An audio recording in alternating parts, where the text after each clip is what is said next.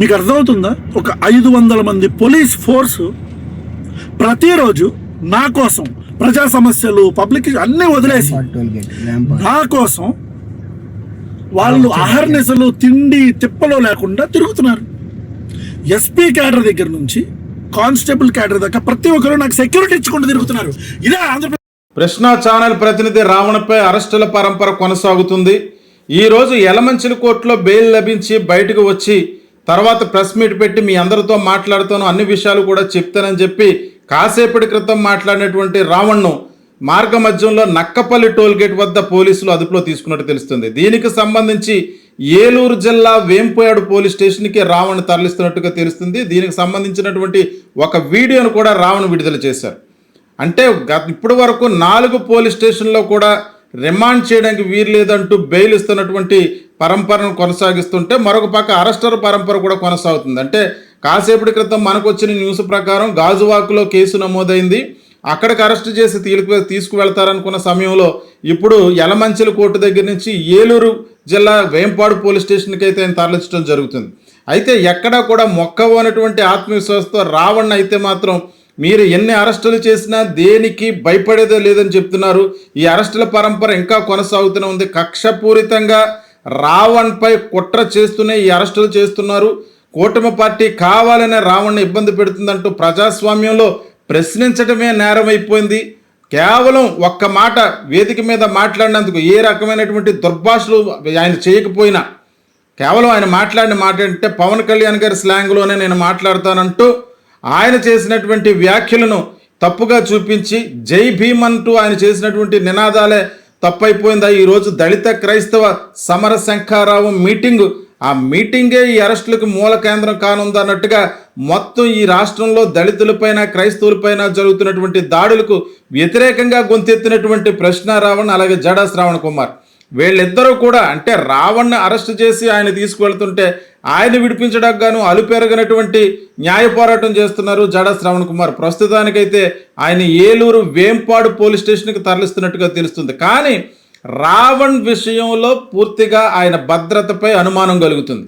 ఎందుకంటే ఈరోజు Nakkapalli police station లోపలికి చొరబడిపోయి మనం చాలా విజువల్స్లో చూస్తాం. పూర్తిగా లోపలికి వెళ్ళిపోయి ఆ మెస్ దగ్గర నుంచి రావణ్ను పచ్చి బూతులు తిడుతూ అంటే మానసికంగా హింసించే విధంగా ఆయన్ను ఆయన కుటుంబ సభ్యులను కూడా బూతులు తిడుతూ పరుష పదజాలాలతో దూషిస్తుంటే ఎవ్వరిని కూడా నిలువరించలేనటువంటి పరిస్థితుల్లో పోలీసులు ఉన్నారు.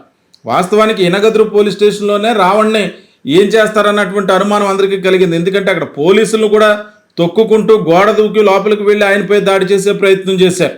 అయినప్పటికీ ఆయన క్షేమంగా కోర్టులో ప్రవేశపెట్టడం, అక్కడి నుంచి ఇక్కడ పాయకరావుపేట నియోజకవర్గం నక్కపల్లి పోలీస్ స్టేషన్ తీసుకురావడం జరిగింది. అలాగే కాకినాడ సర్పవరం పోలీస్ స్టేషన్ దగ్గర కూడా కోడిగుడ్లతోటి రాళ్లతోటి దాడికి ప్రయత్నించారు. మొత్తానికి సోషల్ మీడియా వేదికగా జనసేన పార్టీకి సంబంధించినటువంటి వాట్సాప్ గ్రూపుల్లో వాడిని ఒక్క దెబ్బైనా కొట్టాలి అన్నట్టుగా వైరల్ అవుతున్నటువంటి ఈ యొక్క ఆడియో సంభాషణ ఏదైతే ఉందో అది తీరకుండానే రావణ్ బెయిల్పై బయటకు వచ్చేస్తున్నాడు. ఏదో రకంగా అతను ఏదోటి చెయ్యాలన్నటువంటి పంతంతో జనసేన పార్టీకి సంబంధించినటువంటి కార్యకర్తలంతా కంకణం కట్టుకున్నట్టుగా తెలుస్తుంది. మరి ఇప్పుడు ఏలూరు జిల్లాకి తీసుకువెళ్తున్నారు. అక్కడ ఏ రకమైనటువంటి పరిస్థితులు నెలకొంటాయి?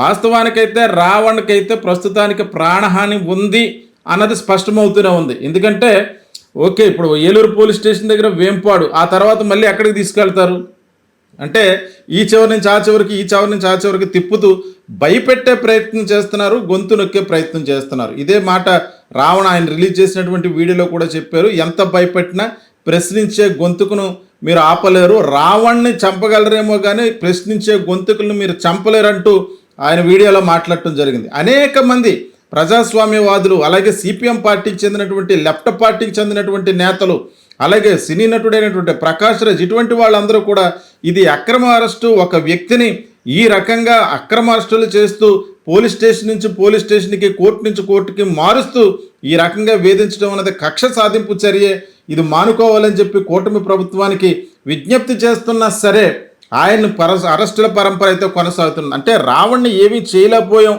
ఒక్క దెబ్బ కూడా కొట్టలేకపోయాం, వాడిని ఏదో చెయ్యాలన్నటువంటి కక్షతో ఉన్నటువంటి జనసేన సైనికులు వాళ్ళ యొక్క సాటిస్ఫాక్షన్ కోసమన్నా ఏదో ఒకటి చేయాలన్న దృష్టితోటే రావణ అరెస్టుల పరంపర కొనసాగుతుందా? అయితే ఈ కేసుకు సంబంధించి రేపు ముఖ్యమైన విషయం ఏంటంటే రేపు ఆదివారం, రేపు కోర్టు సెలవు. అంటే ఎల్లుండి వరకు కూడా రావణ్ పోలీస్ స్టేషన్లోనే ఉంటాడు. అంటే ఇప్పుడు ఒకరోజు పోలీస్ స్టేషన్లో ఉంటేనే ఈ రకమైనటువంటి పరిస్థితులు వస్తున్నాయి. ఈ రోజు నైటు మళ్ళీ రేపు నైట్ ఎల్లుండి వరకు కూడా పోలీస్ స్టేషన్లో ఉంచే పరిస్థితి ఉంటే, అంటే 24 గంటల వరకు ఆయన పోలీస్ స్టేషన్లో ఉంచడానికి రూల్స్ ఒప్పుకుంటాయి. అంటే రేపు కోర్టు సెలవు ఆదివారం కాబట్టి మరి ఎల్లుండి ఆయన ప్రజెంట్ చేయాలి. అప్పటి వరకు ఏ రకమైనటువంటి భద్రత రావణ్కి కల్పిస్తారు? మరొక పక్క జై భీమ్రావ్ భారత్ పార్టీకి సంబంధించినటువంటి దళిత నేతలందరూ కూడా రావణ్ని ఎక్కడ అరెస్ట్ చేస్తే అక్కడికి మద్దతుగా తరలి వెళ్తున్నారు. జై భీమ్ అనే నినాదాలతో వారి యొక్క నిరసన కార్యక్రమాన్ని తెలియజేస్తున్నారు. అయితే ఈరోజు నక్కపల్లి పోలీస్ స్టేషన్ వద్ద అక్కడికి చేరుకున్నటువంటి దళిత నాయకులపై కూడా జనసేన పార్టీ నాయకులు దాడి చేయడానికి ప్రయత్నం చేశారు, వాళ్ళపై దాడి చేశారు.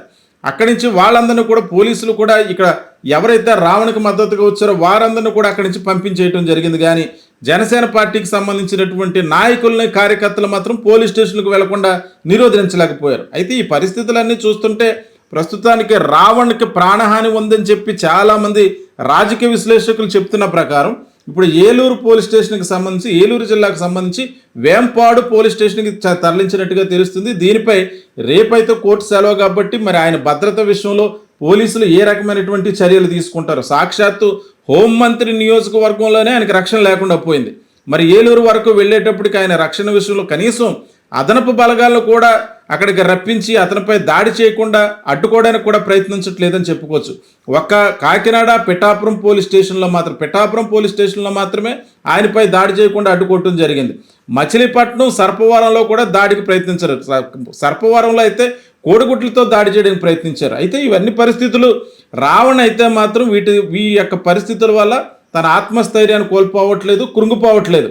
దాంతోపాటు ఆయనకు సపోర్ట్గా న్యాయ సహాయం అందిస్తూ ఒంటరి పోరాటం చేస్తున్నటువంటి జాడా శ్రవణ్ కుమార్ కూడా ఈ సందర్భంగా జై భీమ్రావ్ భారత్ పార్టీ నాయకులంతా కూడా ఆయన్ను కూడా మెచ్చుకుంటున్నారు. ఎందుకంటే ఎక్కడ అరెస్ట్ చేసినా ముందే చెప్పాడు ఆయన, మీరు 100 కేసులు పెట్టుకున్న 100 కేసులకి నేను అటెండ్ అవుతాను, నేనే రావణ్ తరపున వాదిస్తానని చెప్పి ఇప్పటి వరకు 4 కేసుల్లో 4 కోట్లు ఆయనకు బెయిల్ తీసుకొచ్చారు.